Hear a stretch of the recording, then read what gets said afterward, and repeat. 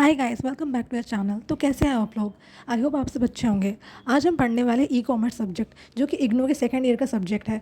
चलिए स्टार्ट करते हैं। वीडियो को स्टार्ट करने से पहले मैं आप सबसे रिक्वेस्ट करना चाहूँगी कि आप इस वीडियो को लाइक, कमेंट, शेयर और सब्सक्राइब कर दीजिएगा। चलिए स्टार्ट करते हैं।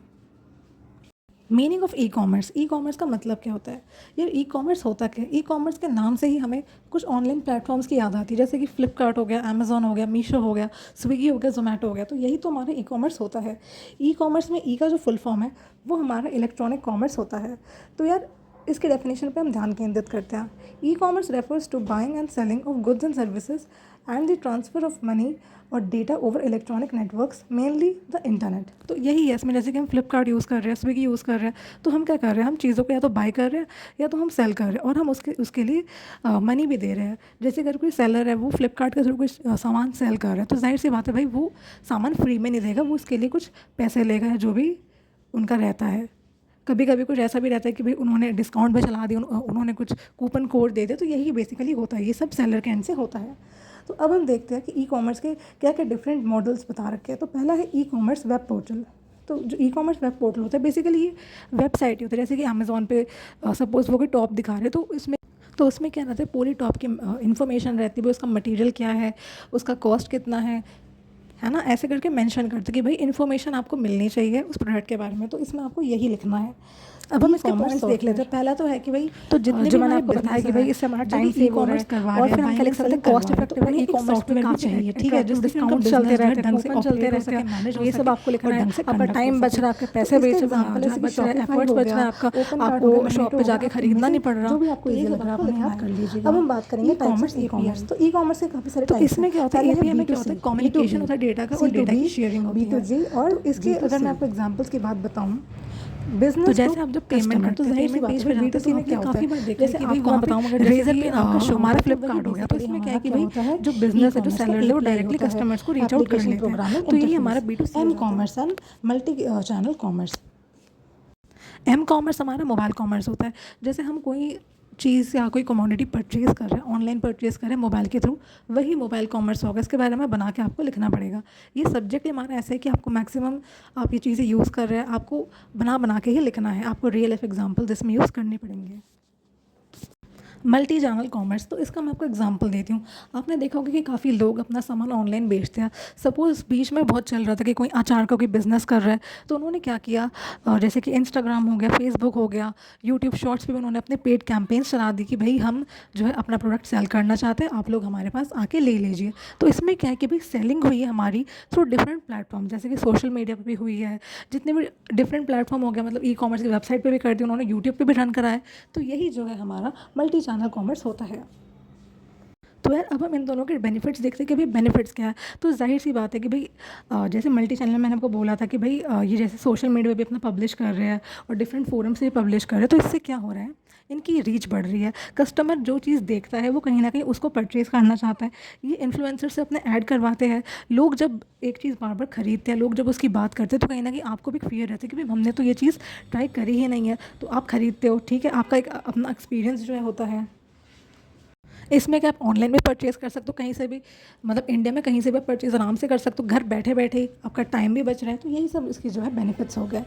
Use of emerging technologies in e commerce. तो ई कॉमर्स में एआई यूज़ होता है। एआई आपको पता है, जैसे कि चैट जीपीटी, वो भी एक एआई एजेंट है। तो इसके बारे में आपको लिखना है कि भाई एआई क्या है। एआई एक सॉफ्टवेयर है जिसे कि ह्यूमंस ने डिज़ाइन किया है। इससे क्या होता है, हमारी जो एनालिटिकल स्किल्स होती है, डिसीजन मेकिंग जो होती है, वो हमारी इंप्रूव हो जाती है। एआई जो होता है वो हमारा इन फ्यूचर जो ट्रेंड्स हैं उनको वो अच्छे से प्रेडिक्ट भी करके दे सकता है। Cloud computing. तो क्लाउड कंप्यूटिंग में क्या होता है, जो हमारा सर्विस प्रोवाइडर होता है उसका अपना डेटा सेंटर होता है, वो सब कुछ मैनेजमेंट करता है।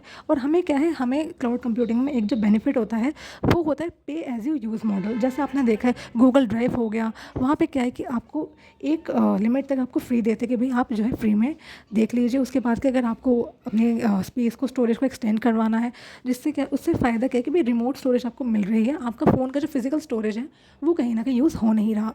तो इससे क्या है कि भाई आपको अगर सपोज़ किसी को थोड़ा सा चाहिए, तो वो 40 रुपीज़ या 39 रुपीज़ दे के थोड़ी एक्स्ट्रा स्टोरेज अपनी बढ़ा सकता है, और उसकी मोबाइल की फ़िजिकल स्टोरेज जो है यूज़ होगी नहीं।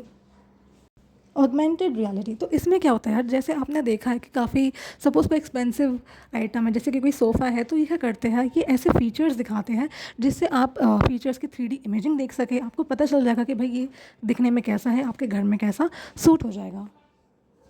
ब्लॉकचेन, तो ब्लॉकचेन जो हमारा फीचर होता है वो क्या करता है, वो इंश्योर करता है कि जो हमारा ट्रांजैक्शन है वो जो है वो प्रॉपर्ली सही से हो रहा है और इसमें ट्रांसपेरेंसी भी जो है हमारी मेंटेन हो रही है। बिग डेटा एनालिस्ट, तो इससे क्या होता है, हम कस्टमर के बिहेवियर को समझते हैं। जैसे अगर आप मिंत्रा पे शॉपिंग कर रहे हो, अगर आप अमेज़ॉन पे शॉपिंग करते हो, सपोज़ आपने कोई अपने लिए कोई जीन्स खरीदी है, तो आपको एक उसमें नीचे दिखता है कि users purchasing this also purchase these kind of items. जैसे उन्होंने कोई टॉप दिखा दी या कोई लिपस्टिक दिखा दी, तो यही बेसिकली यूज़ है हमारे बिग डेटा का। वाई ई कॉमर्स, भाई हमें ई कॉमर्स की रिक्वायरमेंट क्यों है? तो जो हमारा ई कॉमर्स है, ई कॉमर्स ने क्या किया, उसने हमारी जो लाइफस्टाइल है उसको कहीं ना कहीं ट्रांसफॉर्म किया है। पहले अगर आप जा रहे थे किराना स्टोर में सामान को परचेज़ करने के लिए, तो आजकल लोग क्या करते हैं, स्विगी यूज़ कर लिया या फिर उन्होंने जो है फ्लिपकार्ट मिनट्स यूज़ कर लिया। तो ऐसा क्यों करते हैं भाई? कन्वीनियंस होता है लोगों के लिए, लोगों को जाना नहीं पड़ रहा, इतनी भरी धूप में कोई क्यों ही भाई जाना चाहेगा, लोग अवॉइड ही करते जाना। और इसमें क्या वाइडर रीच भी रहता है कि सपोज़ अगर आप एग्जाम्पल दे रहे हो, जैसे अगर आपको राजस्थान से अगर आपको उनका कोई क्राफ्ट मंगवाना है, तो आप क्या करोगे, आप राजस्थान तो नहीं जाओगे। अगर आप यही चीज़ अगर आप 10 साल पहले इमेजिन करो या 15 साल पहले इमेजिन करो, अगर किसी को राजस्थान का कोई हैंडीक्राफ्ट चाहिए था, तो वो क्या करता था, राजस्थान जाता था। या फिर अगर कोई जा रहा है राजस्थान में, उन्हें कहता था कि भाई ये जो भी क्राफ्ट है तुम जाओ और जाके परचेज़ कर ले आओ, मैं तुम्हें पैसे दे दूँगा। तो अभी क्या आप ऑनलाइन घर बैठे ही आप इन चीज़ों को परचेज़ कर सकते हो, कॉस्ट इफेक्टिव। ऑनलाइन में डिस्काउंट्स भी ऐसे रहते हैं, बहुत ही इफेक्टिव रहता है। अभी कभी इन्होंने सेल अपनी चला दी, बिग बम्पर सेल या फिर इंडिपेंडेंस सेल, तो उस टाइम पे रेट भी जो है काफ़ी कम हो जाता है। इसका रीज़न ये है कि भाई ऑनलाइन में सेलिंग जो होती है वो बल्क में होती है। फास्टर ट्रांजैक्शन, तो क्या है, अगर आपको कोई सामान पसंद आ गया, आपको कोई जीन्स पसंद आ गई, कोई शर्ट पसंद आ गई, कोई आपको टॉप पसंद आ गई, तो आप तुरंत के तुरंत उसे आप ऐड टू कार्ट करके बाई कर लेते हो और आपका ट्रांजैक्शन भी जो है ऑनलाइन हो जाता है। अगर आप ऑनलाइन नहीं देना चाहो तो आप उसे कैश ऑन डिलीवरी भी कर सकते हैं। बेटर चॉइस, तो ऑनलाइन में आपके पास काफ़ी चॉइसेस रहती है। जैसे अगर आपको अपने लिए सपोज़ कर्टन्स ही देखने हैं, बेडशीट ही देखने, भाई इतने चॉइस है कि कोई भी बंदा पागल हो जाएगा। हम तो कभी कभी सोच ही नहीं पाते कि भाई इतने डिज़ाइन है। आप अगर किसी शॉप में जाओ तो आपको वो कुछ लिमिटेड दिखाएगा कि ठीक है भाई, आपको सपोज़ अगर आपको 20 डिज़ाइन दिखा दे, वहीं आपको ऑनलाइन में इतने 100 से भी ज़्यादा डिज़ाइन मिल जाएंगे, आप तो डिसाइड ही नहीं कर पाओगे। आपको दिन लग जाएंगे डिसाइड करने के लिए कि भाई चलो यही ले लेते हैं। बजट फ्रेंडली भी जो है हमारा ये ई कॉमर्स होता है। तो ये डेफिनेशन हम पढ़ते हैं कि उन्होंने लिखा क्या है। E commerce has transform the way business operates and people shop. It offers convenience, save time and resources and connects buyer and the seller across the globe. तो ई कॉमर्स में क्या है भाई, बेसिकली हमारा ऑनलाइन प्लेटफॉर्म रहता है जहाँ पे हम जो है बाइंग एंड सेलिंग एक्टिविटीज़ जो है हम परफॉर्म करते हैं। जैसे मैं बायर हूँ, मेरे को सपोज़ मैं कस्टमर हूँ, मेरे को चीज़ें खरीदनी है, ठीक है। तो फ्लिपकार्ट का कोई सेलर होगा, वो सपोज़ कोई बेडशीट रखता है, ठीक है, तो मैंने उससे बेडशीट परचेज़ कर ली और जो है हमारा जो फ्लिपकार्ट होता है वो एज अ मीडिएटर होता है। कोई भी इशू आ रही है मेरे को उसमें, मैं रिटर्न करना चाहती हूँ या फिर जो है वो जो भी मैंने आइटम परचेज़ किया, बेडशीट या कर्टन, वो अगर डैमेज्ड है तो वो जो है फ्लिपकार्ट वाले देख लेते हैं, वो सपोर्ट करते हैं। कस्टमर सपोर्ट जो है फ्लिपकार्ट ही देता है। एवोल्यूशन ऑफ ई कॉमर्स, पे ई कॉमर्स का एवोल्यूशन कैसे हुआ, तो इसमें जो है ये क्वेश्चन वैसे तो कम ही पूछा जाता है, लेकिन फिर भी मैं कहूँगी कि आप लोग कर लीजिए, क्योंकि यूनिट 1 के क्वेश्चन जो है वो आते हैं और वो ईजी भी रहते हैं। तो देखते हैं कि भाई इसमें क्या हो रखा है। तो 1960 से लेकर 1980 का जो हमारा टाइम है, इसे हम कहते हैं इमर्जेंस। तो इसमें क्या होता है, हम यूज़ करते हैं EDI, electronic data interchange for business document exchange. तो पहले क्या है भाई, डॉक्यूमेंट को एक्सचेंज करने के लिए EDI का प्रयोग किया जाता था। अब बात करते हैं 1990 का। तो 1990 के समय क्या था, अर्ली ग्रोथ था। तो इस टाइम पे क्या हुआ था भाई, इंटरनेट आया था, HTTPS आया था, WWW आया था, वर्ल्ड वाइड वेब, ठीक है। तो इन्होंने क्या किया था, इनका जो बिज़नेस था, इन्होंने कहीं ना कहीं कस्टमर को कनेक्ट करना स्टार्ट कर दिया था ऑनलाइन ही। 2000 की बात करें तो ये हमारा जो पीरियड है इसे हम कहते हैं एक्सपेंशन। तो इसमें क्या हुआ, ऑनलाइन शॉपिंग जो है पॉपुलर हो गई। जाहिर सी बात है, इंडिया में तो नहीं था ये, जैसे फॉरेन के जो कंट्रीज़ है या फिर इंडिया में भी अगर होगा तो उसे उस टाइम पे इतने लोगों का एक्सेस नहीं था। 2000 में तो शायद मेरे को याद है, मैं तो उस टाइम पे बॉर्न भी नहीं हुई थी। तो इसमें जैसे कि ऑनलाइन शॉपिंग हो गए, उस टाइम पे पॉपुलर हो गए, तो इसमें सिक्योर पेमेंट्स हो गए और जो भी हमारा ट्रांसपोर्टेशन है, लॉजिस्टिक्स है, सप्लाई चेन है, वो जो है हमारा इम्प्रूव हो गया था। 2010 मोबाइल एरा, ठीक है, 2010 का समय था। तो इस टाइम पे क्या था कि नया नया आया था मार्केट में स्मार्टफोन, इतनी होड़ थी, लोग परचेज़ करना चाहते थे, ठीक है, और वो ऑनलाइन पेमेंट्स भी करते ही थे। लेकिन मेरे को जहाँ तक याद है, इंडिया में इतना नहीं था अभी। उस टाइम पे तो शायद फ़ोन नए नए लॉन्च ही हुए थे, लोग जाते थे परचेज़ करते थे, उस टाइम पे भी काफ़ी कम लोग परचेज़ कर रहे थे। 2020 एंड बियॉन्ड स्मार्ट कॉमर्स, ठीक है। तो इस टाइम का जो बात है, आपको पता है भाई इस टाइम पे क्या है, एआई है हमारे पास, बिग डेटा है, हडूप है हमारे पास, पर्सनलाइजेशन है, हम भाई शॉपिंग कर लेते हैं, तो यही सब आपको लिखना है। इसमें आपको अपने आइडियाज़ भी मेंशन करने हैं, अगर आपका कोई एक्सपीरियंस है ये भी आप मेंशन कर सकते हैं। Type of e commerce, e commerce के क्या क्या टाइप होते हैं, इसके टोटल टाइप्स कितने, 1 2 3 4 5 6, तो 6 टाइप है, ठीक है ना। तो पहला जो हमारा टाइप है वो है B2C, बिजनेस टू कंज्यूमर। तो इसमें क्या होता है कि जो हमारे बिजनेसेस होते हैं वो जो हमारे कस्टमर्स होते हैं उन्हें अपनी सर्विस प्रोवाइड करते हैं, जैसे कि अमेजोन हो गया है, फ्लिपकार्ट हो गया। फ्लिपकार्ट में क्या है, फ्लिपकार्ट बेसिकली एक बिजनेस है, वो अपने कंज्यूमर्स को डायरेक्टली उनके घर में डिलीवरी करवा के दे रहा है।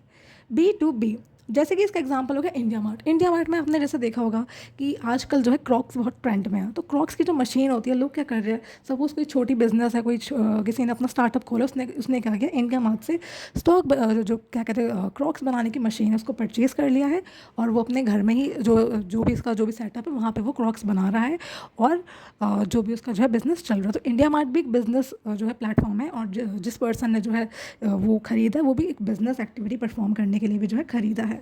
इसका एग्जांपल वगैरह जैसे कि इंडिया मार्ट बोला और अलीबाबा हो गया। तो इसकी डेफिनेशन क्या है, business transaction with other business, ठीक है।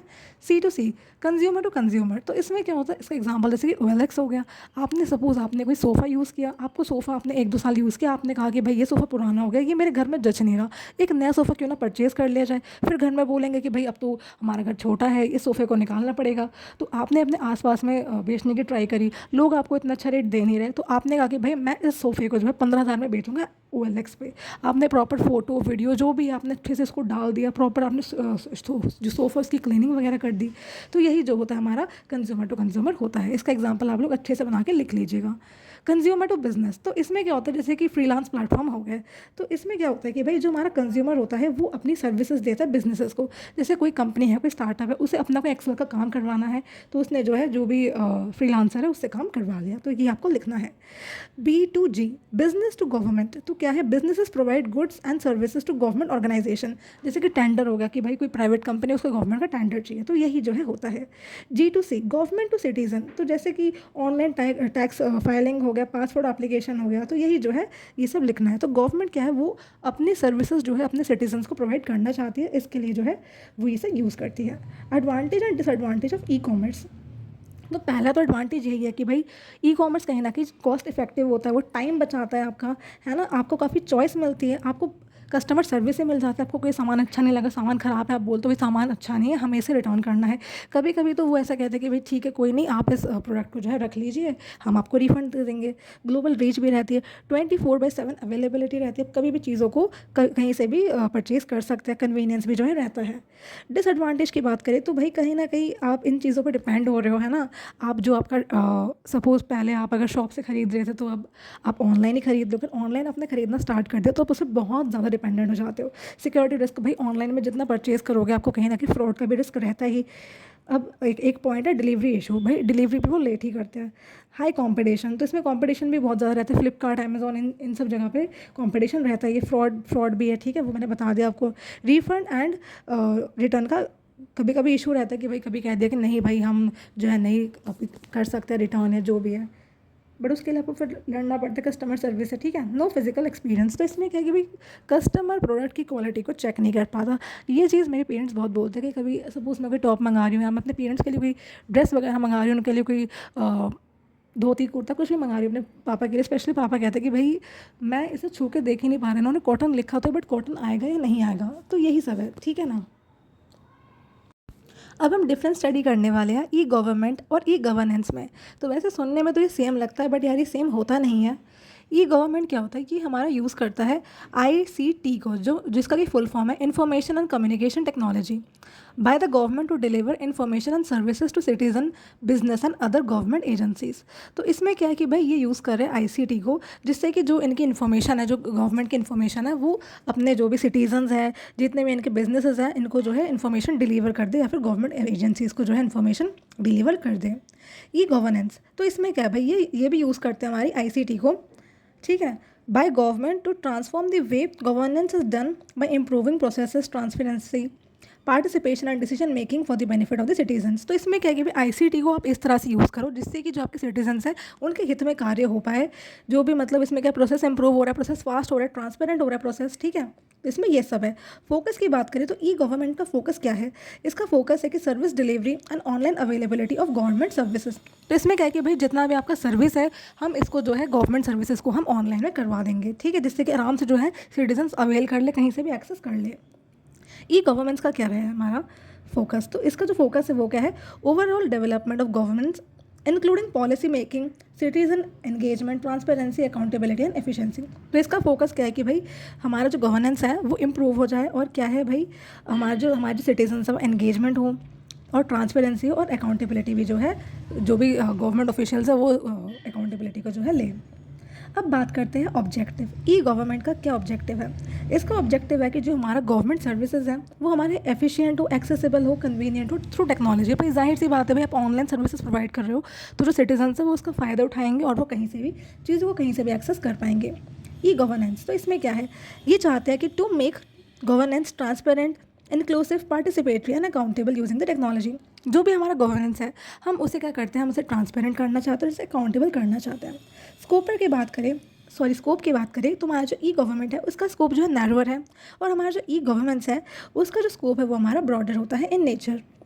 अप्रोच की बात करें तो इसका जो हम बेसिकली हमने जो क्या कहते हैं ई कॉमर्स के जो डिफरेंट टाइप्स पढ़े हम इसकी बात कर रहे हैं कि भाई कौन सा फॉलो करता है। अप्रोच की बात करें तो ये हमारा फॉलो करता है G2C, G2B और G2G। और यहाँ पे क्या है, ये हमारा सिटीज़न सेंट्रिक एंड पार्टिसिपेटरी है। मतलब ये चाहता है कि भाई जो हमारे सिटीजन्स है, जो भी हमारे प्राइवेट सेक्टर है, एनजीओ है, वो उनको जो है इन्वॉल्व करता है। नेचर की बात करें तो हमारा ई गवर्नमेंट है तो वो टेक्नोलॉजी को यूज़ करता है। और ई गवर्नेंस की बात करें तो ये भी टेक्नोलॉजी यूज़ करता है जिससे कि जो है ट्रांसफॉर्मेशन हो, जो हमारा कार्य हो रहा है उसमें, ठीक है। ई गवर्नमेंट के एग्जांपल्स की बात करें तो ऑनलाइन जो टैक्स फाइलिंग होती है, टैक्स पेमेंट होती है, तो वो ई गवर्नमेंट का एग्जांपल हो गया।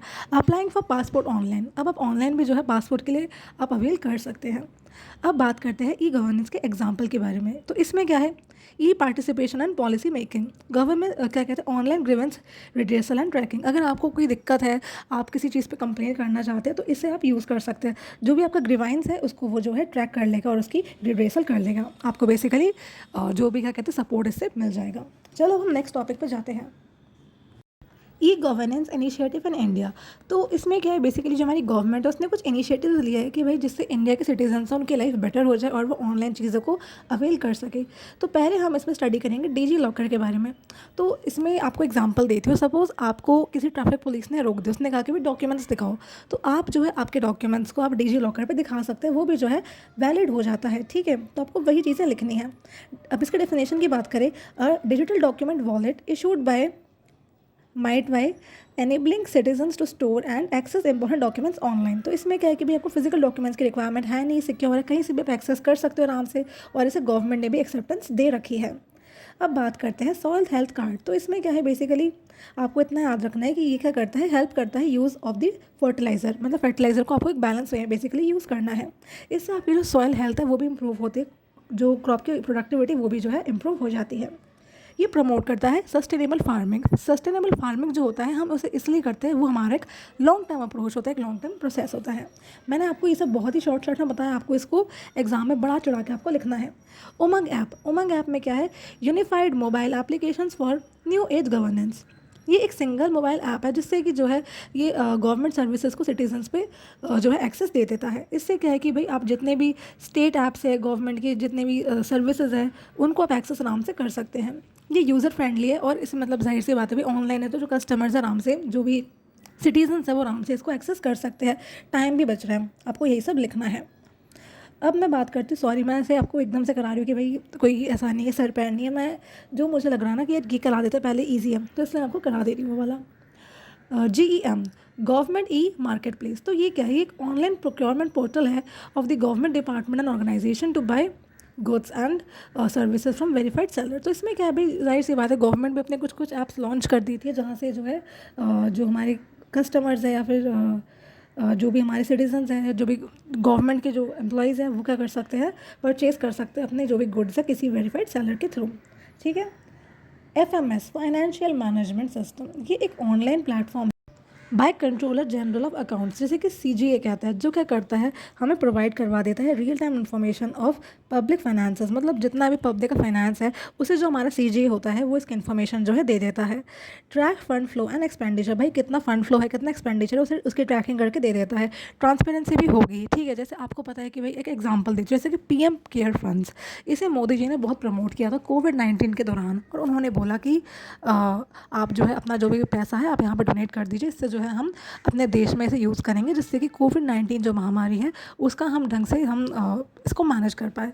तो किसी पर्सन ने इस पर आरटीआई लगाई, और फिर उन्होंने क्या बोला कि ये जो है ये एक ट्रस्ट टाइप का है, चैरिटी टाइप का। उन्होंने फिर कुछ बैलेंस शीट जो है दी, और जो भी है उसका हमें पता चला। तो बेसिकली यही है इसका एग्जाम्पल। प्रधानमंत्री ग्रामीण डिजिटल साक्षरता अभियान, तो इसमें क्या है, ये एक स्कीम है जिससे कि क्या हम क्या करते हैं, जो रूरल सिटीजन्स है, जो गांव में रहते हैं, उनको हम डिजिटल लिटरेसी प्रमोट करते हैं कि भाई ऑनलाइन कैसे आपको फोरम्स को यूज़ करना है, कैसे आपको प्लेटफॉर्म्स को यूज़ करना है, इसके बारे में आपको यही सब जो है लिखना है। एक टॉपिक इसमें मेरे को दिख रहा है वो है नेशनल नॉलेज नेटवर्क, जिसे कि हम NKN भी कहते हैं। ये क्या है, a high speed network, secure network connecting educational and research institute across India. तो इसका मैं आपको एग्जांपल देती हूँ। जैसे अगर आप किसी कॉलेज में हो, फुल टाइम कॉलेज में हो, तो कॉलेज जो है वो आपको कुछ चीज़ों का एक्सेस देता है, जैसे कि कोई टूल्स हो गए, कोई ऑनलाइन सॉफ्टवेयर हो गया। तो इसमें वही सब है। ये क्या है, बेसिकली ये नॉलेज को प्रमोट करता है स्टूडेंट्स के अंडर में, वो प्रैक्टिकली उसको यूज़ कर सकते हैं, उसकी इम्प्लीमेंटेशन कर सकते हैं। आपको यही सब चीज़ें लिखनी है, और ये रिसर्च एंड डेवलपमेंट में भी जो है काफ़ी ज़्यादा हेल्पफुल भी रहता है। अब इसमें एक हम पढ़ने वाले हैं ई-नाम, जिसे कि हम कहते हैं electronic national agriculture market, a pan-India electronic trading portal that connects APMC mandis to create a unified national market for agricultural commodity. तो इसमें क्या है, बेसिकली आपको इसके फीचर्स लिखने हैं। ये क्या करता है, हमें बेटर प्राइस देता है फॉर द फार्मर्स, ट्रांसपेरेंसी है, और कंपटीशन भी इससे जो है बढ़ता है। और इससे क्या मार्केट फीस जो है, और जो इंटरमीडिएट्स है, जैसे कि हमारे एजेंट्स हो गए, सप्लायर्स हो गए, बीच के जो भी लोग हो गए, उनको जो है रिड्यूस करते हैं, जैसे कि हम हिंदी में कहते हैं बिचौलिए। अब हम बात करने वाले हैं ई ज्ञानथालय के बारे में। तो ये क्या है, a digital initiative for management of libraries in a efficient way. तो इसमें क्या है, जो भी लाइब्रेरी है उसको आप आराम से ऑटोमेट कर सकते हो। इसमें क्या है कि भाई आपको जो भी लाइब्रेरी में जो बुक चाहिए उसे आप ऑनलाइन एक्सेस कर सकते हो आराम से, और आपकी नॉलेज भी डेफिनेटली बढ़ी जाएगी। TDIL, telecom disputes implementation and litigation. ये हमारा एक ऑनलाइन प्लेटफॉर्म है जो कि बेसिकली टेलीकॉम के जितने भी डिस्प्यूट हो गए या फिर लिटिगेशन हो गए, भाई उसको वो मैनेज करके देता है। यह करता है एंड टू एंड हमारा जो केस मैनेजमेंट है उसको प्रोवाइड करता है। इसमें ट्रांसपेरेंसी भी रहती है और फास्टर रेजोल्यूशन भी जो है होता है। इससे क्या है, हमारा पेपर वर्क जो है कम हो रहा है, सब कुछ जो है हमारा जो है ऑनलाइन हो रहा है, ठीक है। Difference between E payment and conventional payment, ये बहुत ही इंपॉर्टेंट क्वेश्चन है। इसे मैंने बहुत बार देखा है प्रीवियस ईयर में आते हुए, इसको आप बिल्कुल भी स्किप मत करना। तो चलो मीनिंग की बात करते हैं। ई पेमेंट क्या होता है, ई पेमेंट मतलब इलेक्ट्रॉनिक पेमेंट, ठीक है। जैसे कि इसमें क्या है कि आप सपोज आप पेमेंट कर रहे हो, जोमेटो में यूज़ कर रहे हो, तो जोमेटो वॉलेट में पेमेंट कर रहे हो, तो वो भी बेसिकली आपका ई पेमेंट ही हो गया। Payment made electronically through digital methods and platform. तो इसमें क्या है, बेसिकली जो वॉलेट है वो एक डिजिटल मैथड हो गया, और जोमेटो जो है हमारा डिजिटल प्लेटफॉर्म हो गया। कन्वेंशनल पेमेंट, जैसे कि आप किसी किराने की दुकान में जा रहे हो, आपने उन्हें कैश दे दिया, या फिर आप किसी गोल्ड की दुकान में जा रहे हो, आपने उन्हें चेक दे दिया, तो वही जो है कन्वेंशनल पेमेंट हमारा हो गया।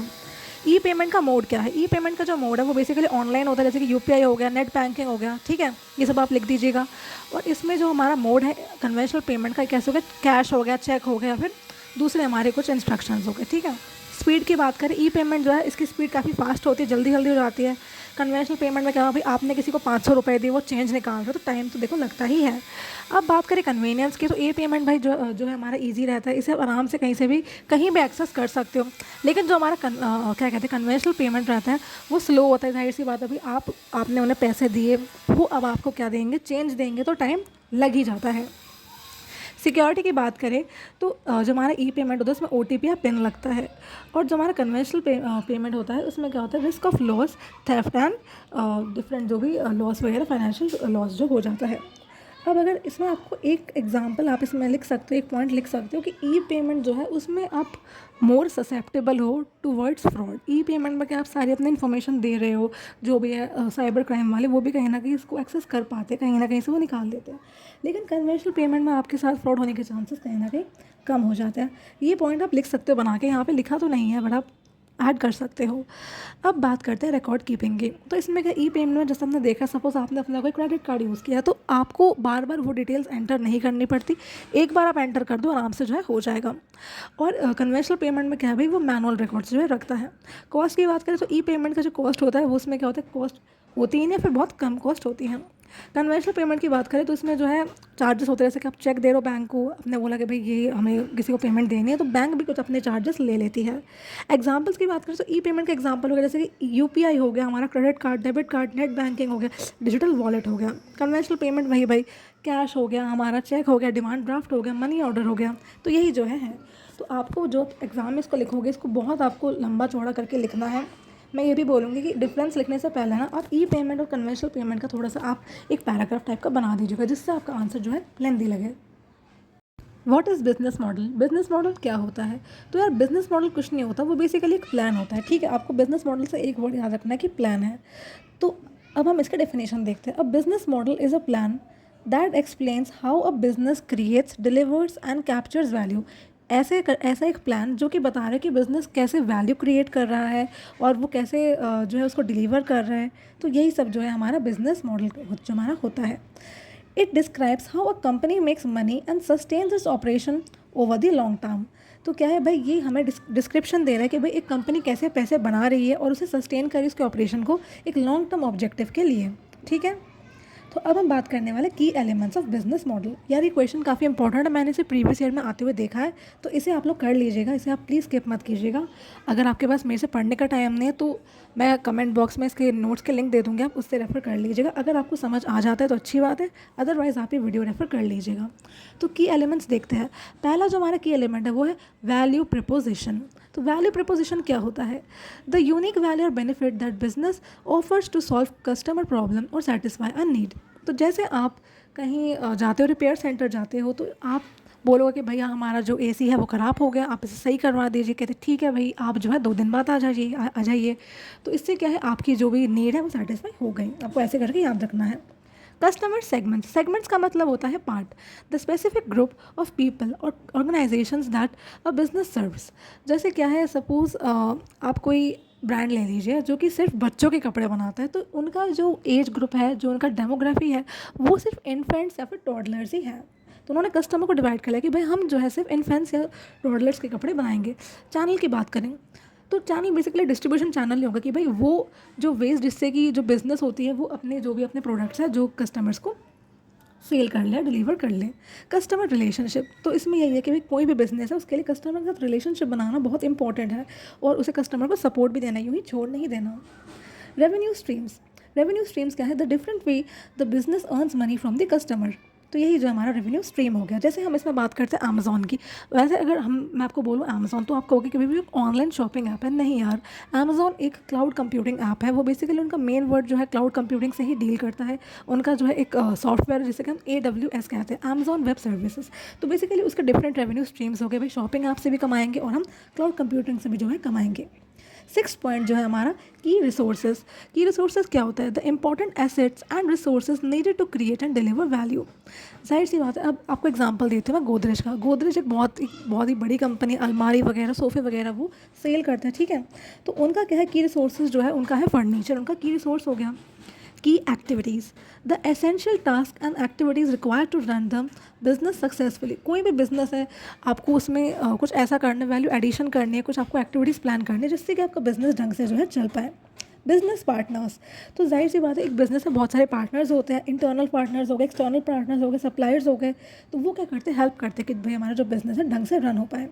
कॉस्ट स्ट्रक्चर, जितना भी कॉस्ट है, एक्सपेंस है बिजनेस को ऑपरेट करवाने में, इसमें वही जो है सब कुछ रहता है। चलो यार, अब हम नेक्स्ट टॉपिक को करते हैं। अब हम पढ़ेंगे वर्चुअल करेंसी के बारे में। तो वर्चुअल करेंसी क्या होता है यार? जैसे इसमें क्या है, बेसिकली जो आपकी करेंसी है हम उसे स्टोर कर रहे हैं इन the form of digital form. और ये क्या है, ये इशू नहीं है भाई यानी सेंट्रल अथॉरिटी एंड गवर्नमेंट, मतलब गवर्नमेंट ने इसे कुछ भी इशू जो है नहीं किया है। ये क्या होता है, हम इसे क्रिएट कर रहे हैं इन डिजिटल फॉर्म या फिर हम इसे इलेक्ट्रॉनिकली स्टोर कर रहे हैं। ठीक है, तो इसके फीचर्स की बात करें, डिजिटल फॉर्म, ठीक है, decentralise, secure, global, transparent, limited supply. तो इसमें आपको मैं एक एग्जांपल देती हूँ। जैसे कि ज़ोमैटो में वॉलेट का ऑप्शन होता है, तो वो भी कहीं ना कहीं एक वर्चुअल करेंसी हो गई। जैसे गवर्नमेंट ने तो कोई मान्यता नहीं दिया ना, लेकिन अगर आप नेक्स्ट टाइम सपोज आपने 500 रुपये 1000 रुपये आपने ज़ोमैटो वॉलेट में स्टोर कर दिया, नेक्स्ट टाइम आप उसे यूज़ कर सकते हो, आपको पेमेंट की झंझट नहीं है ना। तो की फीचर्स जो है आप इसे अच्छे से एक्सप्लेन कर दीजिएगा कि ये डिजिटल फॉर्म में, इसमें क्या है, ये हमारा स्टोर्ड है in the form of electronically. Decentralise, इसे कोई भी गवर्नमेंट बैंक या कोई भी गवर्नमेंट का कोई भी जो है रेगुलेटरी बॉडी इसको कंट्रोल नहीं कर रही। सिक्योर, ठीक है जी, सिक्योर रहता है। ग्लोबल की बात करें तो अगर आपको सपोज़ इसमें ज़ोमैटो एग्जांपल दे, तो ज़ोमैटो में अगर आप कोई भी रेस्टोरेंट यूज़ करो, अगर आपने ज़ोमैटो वॉलेट में अपना पैसे स्टोर करें तो ट्रांजैक्शन वहाँ से हो जाएगा। ट्रांसपेरेंट है, ठीक है ना, लिमिटेड सप्लाई है। भाई जाहिर सी बात है, ज़ोमैटो वॉलेट जो है वो ज़ोमैटो के ऐप में ही चलेगा, बाकी कहीं तो नहीं चलेगा ना यार, ठीक है। तो अब हम बात करने वाले हैं इसके एग्जांपल्स, जैसे कि बिटकॉइन हो गया, लाइट कॉइन हो गया, रिपल हो गया, और भी इसमें बहुत कुछ होता है। तो इसके एडवांटेजेस की बात करें तो इसमें क्या है भाई, अगर आप ज़ोमैटो मनी यूज़ कर रहे हो, ज़ोमैटो वॉलेट यूज़ कर रहे हो, तो इसमें कोई ट्रांजैक्शन फ़ीस नहीं लगती है, बिल्कुल ही कम ही लगती है। ये फास्ट होता है, इसका ट्रांजैक्शन टाइम बहुत ज़्यादा फास्ट रहता है। इसमें क्या है कि कोई भी बैंकिंग या कोई भी गवर्नमेंट रेगुलेटरी बॉडी जो है इन्वॉल्व नहीं है, तो उसका टाइम भी जो है बच ही रहा है, कहीं ना कहीं सिक्योर है, ठीक है। डिसएडवांटेज की बात करें तो इसमें जो डिसएडवांटेज है, इसमें रिस्क रहता है फ्रॉड का, ठीक है। इसमें कोई भी लीगल टेंडर इशू नहीं है, कोई भी इसमें गवर्नमेंट का रेगुलेटरी बॉडी नहीं है, इसे जो है इलीगल एक्टिविटीज़ के लिए भी यूज़ किया जा सकता है। अब बात करते हैं लीगल स्टेटस का। The legal status of virtual currency varies by country, ठीक है, मतलब डिफरेंट कंट्रीज़ में डिफरेंट लीगल स्टेटस है। तो पहला बात करते हैं लीगल एंड रेगुलेटेड। तो यूएसए, कनाडा, जापान, यहाँ पे जो है ये सब लीगल है। रिस्ट्रिक्टेड एंड लिमिटेड, जैसे कि इंडिया में है, ठीक है। चाइना में क्या, जैसे कि ट्रेडिंग बैंड है, ठीक है। कुछ कंट्रीज़ में जो है ये सारी चीज़ें बैंड रहती है। यूजर्स की बात करें, जैसे कि ऑनलाइन पेमेंट हो गया, जैसे कि मैंने आपको उसका एग्जांपल दिया, ज़ोमैटो का एग्जांपल ही बहुत अच्छे से समझाया आपको। Investment and trading of profit, तो इसमें क्या होता है, जैसे एक ऐप है ट्रेडिंग का जिसका नाम है ज़ेरोधा। तो ज़ेरोधा में क्या होता है भाई, आप ज़ेरोधा में अपने जो पेमेंट्स हैं, सपोज आपने 500 रुपये ज़ेरोधा के वॉलेट में लोड कर लिया, और फिर आप जहाँ भी जो स्टॉक्स हैं, म्यूचुअल फंड है, आप वहाँ से परचेज आराम से कर लोगे, ठीक है। तो ये भी आपको मैंने अच्छे से समझा दिए, एग्जाम्पल से समझाओ, इसे अच्छे से बताओ, ठीक है। अब इसकी एक बार मैं डेफिनेशन में आपको बता देती हूँ। Virtual currency is a type of currency, virtual currency का टाइप है that exist only in digital form, ये केवल ही डिजिटल फॉर्म में हमारा एग्जिस्ट होती है, ठीक है। और इसे कोई भी गवर्नमेंट की बॉडी या फिर कोई भी बैंक इसको मॉनिटर नहीं करता। It is created, stored, transformed and manage electronically using cryptography and decentralise network. इसे हम क्रिएट करते हैं, स्टोर करते हैं, ट्रांसफ़र करते हैं और मैनेज करते हैं electronically using cryptography and decentralise network. Different types of payment mode, तो पेमेंट करते हुए हमारे पास काफ़ी सारे मोड्स रहते हैं, जैसे कि हमारे पास हो गया स्मार्ट कार्ड हो गया, क्रेडिट कार्ड हो गया, साइबर कैश हो गया, इंटरनेट चेक हो गया, कैश पेमेंट सिस्टम हो गया, ई वॉलेट हो गया और क्रिप्टो करेंसी हो गया। तो इसमें जो है स्मार्ट कार्ड, जैसे मैं आपको एग्जांपल देती हूँ, जैसे कि डीएमआरसी में हम यूज़ करते हैं स्मार्ट कार्ड की, भाई हमने जो है 500 रुपये का टॉपअप कर लिया, 200 रुपये का टॉपअप कर लिया, और फिर हम जहाँ भी हम अपनी जर्नी आराम से कर सकते हैं एक कार्ड के टैप के थ्रू। क्रेडिट कार्ड, इसमें क्या होता है, जैसे आप शॉपिंग कर रहे हो तो इसमें क्या है, आप अपने क्रेडिट कार्ड का नंबर दे दो, सीवीवी दे दो, और आप इसमें की ट्रांजैक्शन जो है हो जाती है। मंथ एंड में आप पेमेंट कर दो, जो भी नेक्स्ट मंथ में होता है, जनरली 7 तारीख तक आपको पेमेंट करनी रहती है। साइबर कैश, कैश क्या होता है, हमारा एक डिजिटल कैश होता है जिसे कि हम स्टोर करते हैं इलेक्ट्रॉनिकली, ठीक है। इससे क्या होता है, हम अपनी वैल्यू पेमेंट्स को ऑनलाइन में जो है कर सकते हैं। बात करें कैश पेमेंट सिस्टम की, तो इसमें क्या, जैसे कि ऑनलाइन ऐप्स हो गया, स्विगी हो गया, जोमेटो, वो कैश ऑन डिलीवरी भी जो है हो जाता है। कैश में वही है भाई कि आपके पास पैसा है, आप उससे अपना पेमेंट कर लो। ई वॉलेट क्या होता है, ई वॉलेट एक डिजिटल वॉलेट होता है जिसमें कि आप अपने जो है पैसे को आप वहाँ पे रख सकते हो। जैसे एक टाइम पर पेटीएम वॉलेट हुआ करता था, तो उसमें भी वही चीज़ ही होती थी। जैसे कि यूपीआई में भी रहता है कि भाई आप ट्रांजैक्शन फ्री, मतलब क्या कहते हैं, पिन फ्री आप ट्रांजैक्शन कर सकते हो, वो भी बेसिकली ई वॉलेट ही होगा। क्रिप्टो करेंसी, तो ये क्या है, ये एक वर्चुअल करेंसी है या फिर एक डिजिटल करेंसी है, इसे हम यूज़ करते हैं क्रिप्टोग्राफी में, ठीक है। और इसमें जो है हम ब्लॉकचेन यूज़ करते हैं, हमारा जो है नेटवर्क होता है, ठीक है। ई बैंकिंग या फिर इलेक्ट्रॉनिक बैंकिंग, इसमें क्या होता है यार, जो भी हमारी बैंक की सर्विसेज है हम इसे अवेल कर सकते हैं, मतलब हम ऑनलाइन ही बेसिकली अवेल कर लेते हैं। जैसे कि अगर मैं आपको बात करूँ, जैसे मैं तो ICICI बैंक यूज़ करती हूँ, मेरा उसमें खाता है, तो उसमें एक ऐप है आई मोबाइल, तो इसमें क्या है, जितनी भी सर्विसेज है मैं ऑनलाइन अवेल कर सकती हूँ आराम से, ठीक है। मेरे को बैंक फिजिकली क्या कहते हैं विजिट करने की ज़रूरत नहीं है, मैं आराम से ऑनलाइन ही अपना देख सकती हूँ। की एलिमेंट्स की बात करें तो इलेक्ट्रॉनिक डिलीवरी है, तो जाहिर सी बात है जितने भी मेरे को सर्विसेज जो मेरे को डिलीवर हो हो रहा है वो ऑनलाइन ही हो रहा है थ्रू द इंटरनेट, ठीक है।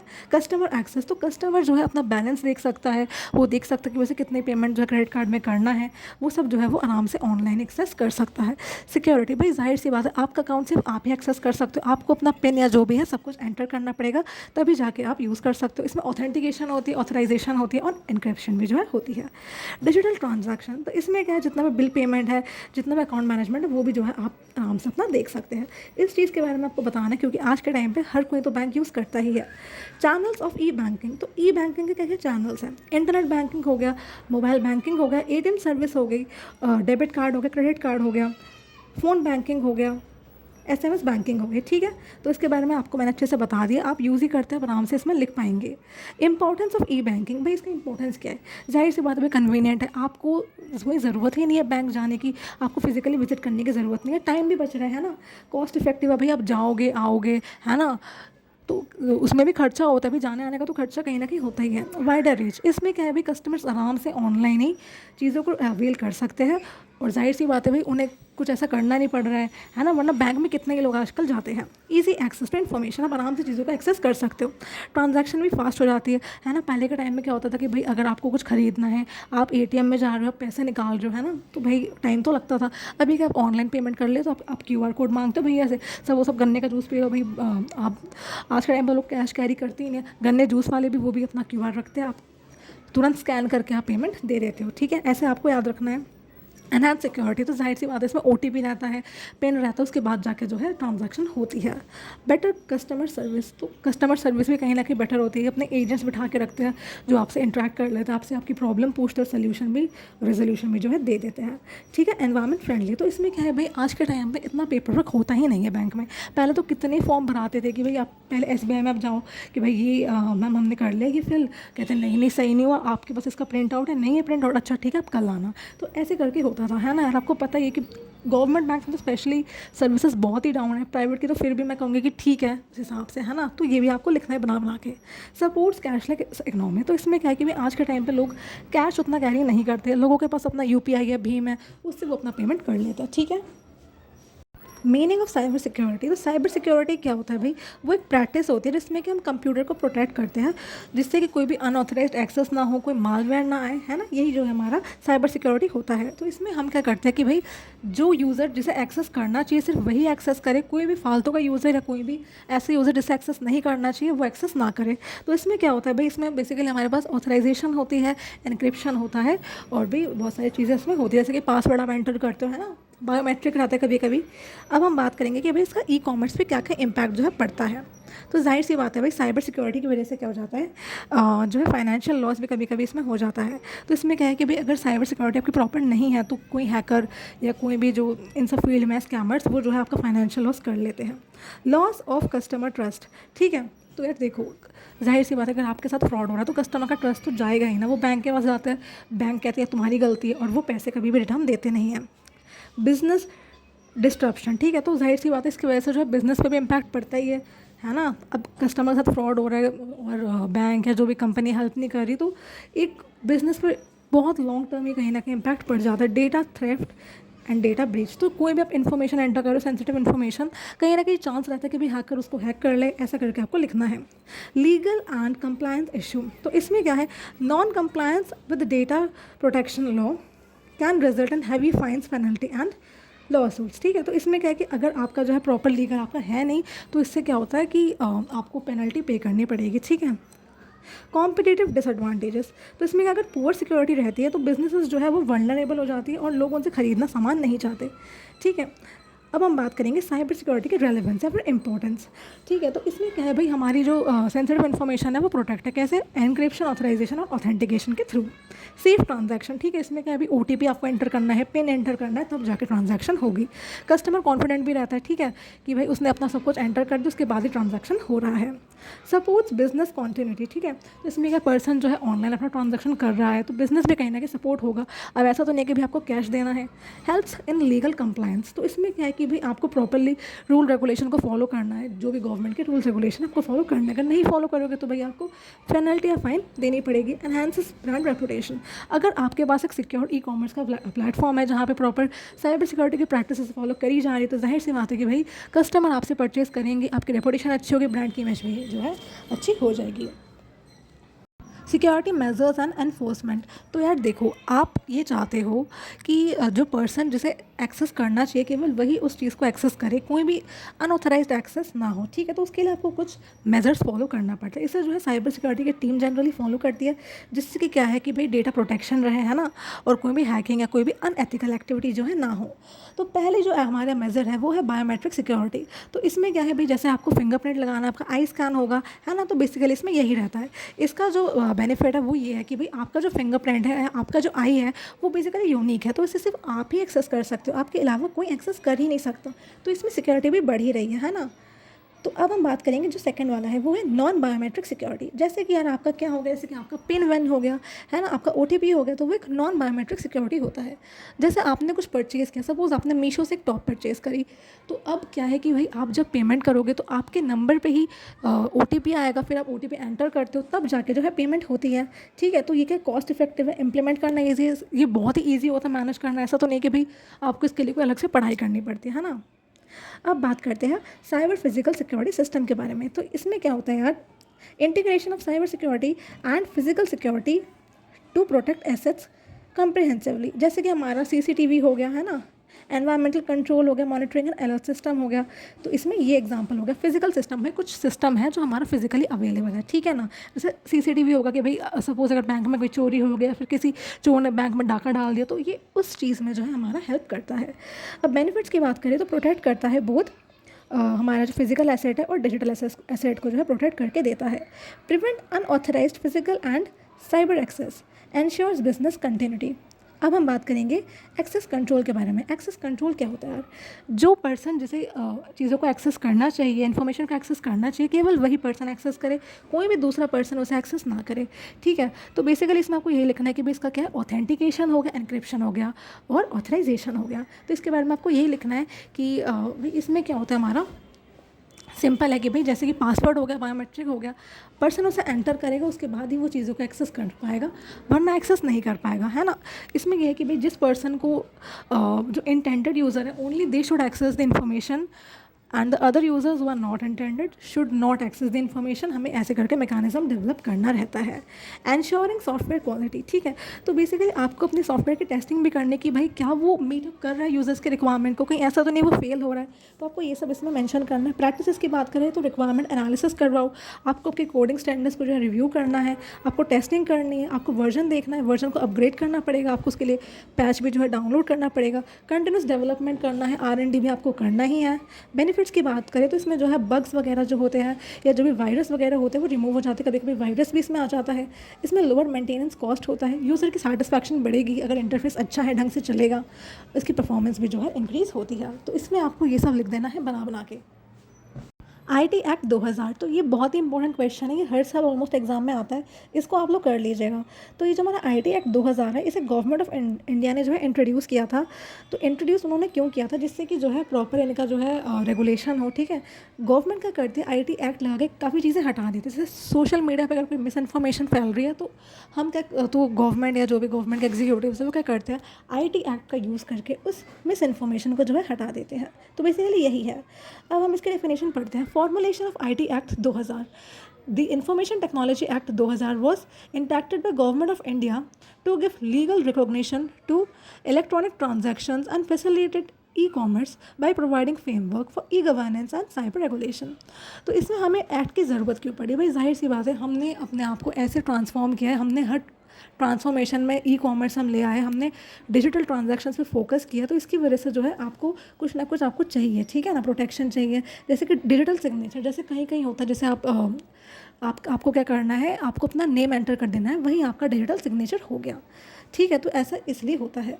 अब हम सेकंड पॉइंट पर बात करते हैं, enactment. The act was passed by the parliament of India and received presidential assent on आप डेट छोड़ दीजिएगा, तो आपको बस यही आप लिख दीजिए कि ये एक्ट जो है इसे पार्लियामेंट ऑफ इंडिया ने जो है इसको पास करवाया था और इसने रिसीव किया था प्रेसिडेंशियल एसेंट। ठीक है, ऑब्जेक्टिव की बात करें तो ऑब्जेक्टिव क्या है भाई, ये एक लीगल रिकॉग्निशन दे रहा है जितने भी हमारे इलेक्ट्रॉनिक रिकॉर्ड्स हो गए और डिजिटल सिग्नेचर हो गए। डिजिटल सिग्नेचर कुछ नहीं होता, आपने अगर जॉब एप्लीकेशन भरा होगा तो आपको आपका नेम ही लिखना है, वही ट्रीट हो जाता है as a digital signature. Facilitate e commerce and e governance. E governance और ई कॉमर्स में ये हेल्प करता है, फैसिलिटेट करता है। Define and prevent cyber crime, ये साइबर क्राइम को भी जो है प्रिवेंट करके देता है।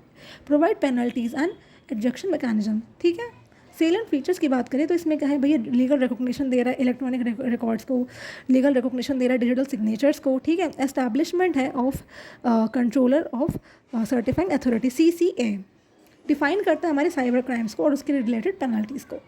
अब हम बात करने वाले हैं एप्लीकेबिलिटी, भाई ये किस पे अप्लाई हो रहा है, ये पूरे के पूरे इंडिया पे और उनके सिटीजन्स पे अप्लाई हो रहा है।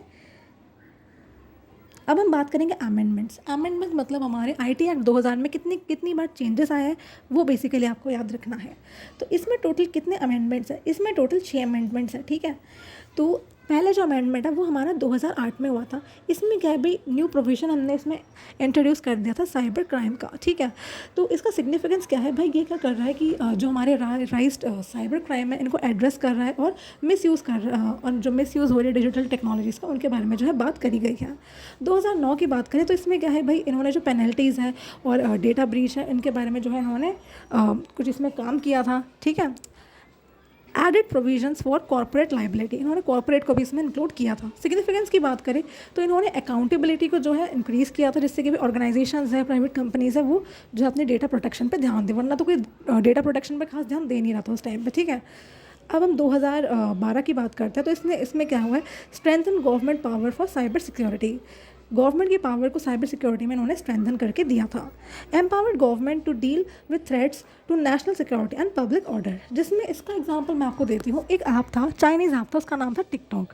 तो आपको पता है कि गवर्नमेंट ने उसे बैन कर दिया क्योंकि गवर्नमेंट को उसमें थ्रेट लगा। ठीक है, ऐसे करके आप याद रख लीजिएगा।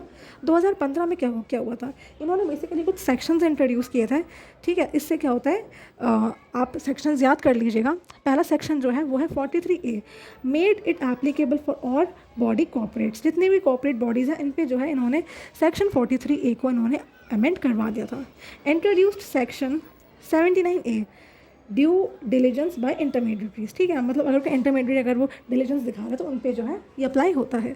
इससे क्या डेटा प्रोटेक्शन बढ़ गई और जो भी हमारे इंटरमीडिएट्स हैं उनको भी हमने रिस्पॉन्सिबल जो है ठहराया है। 2018 की बात करें तो 2018 में क्या हुआ था, यहाँ पे भी काफ़ी सारे सेक्शंस जो है इंट्रोड्यूस हुए थे। तो आप सिग्निफिकेंस याद कर लीजिए। सिग्निफिकेंस की बात करें तो इन्होंने क्या किया है, अलाइन किया है एक्ट को with judicial directions and current digital needs. 2021 की बात करें तो इन्होंने क्या किया है, फोकस किया है on data localisation and user consent. ठीक है, मतलब यूज़र के कंसेंट भी होना चाहिए कि भाई आपने किसी और का कंटेंट कॉपी कर लिया है ना, तो वो भी जो है इसमें। इसके सिग्निफिकेंस की बात करें, इन्होंने क्या किया है, स्ट्रेंथ किया है डेटा गवर्नेंस को और यूज़र प्राइवेसी को। ठीक है, जिससे कि जो है ये मैच कर ले हमारे ग्लोबल स्टैंडर्ड्स को। आप जब अमेंडमेंट्स को याद रखेंगे तो मैं आपको ये सजेस्ट करना चाहूँगी कि आप ज़्यादा सेक्शंस याद मत कीजिए। ज़्यादा सेक्शंस याद करने से कहीं ना कहीं आप कन्फ्यूज़ हो जाएंगे। बेटर आप सिग्निफिकेंस पे फोकस कीजिए। ये वो इंपॉर्टेंट क्वेश्चन है जो कि एग्जाम में हर बार रिपीट करते हैं। यार आप इन क्वेश्चंस को स्किप मत करना, इनको आप अच्छे से पढ़ लीजिएगा। Best of luck for your exam.